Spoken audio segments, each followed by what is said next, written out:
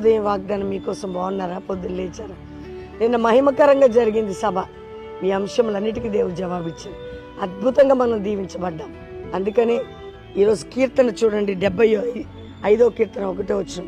నీ కృతజ్ఞతాస్తుతులు చెల్లిస్తూ నువ్వు మాకు సమీపంగా ఉన్నావు. నీ ఆశ్చర్యకార్యాలు ప్రజలు వివరిస్తారు. నీవు దేవుని ఆశ్చర్యకార్యాలు వివరించబోతున్నావు.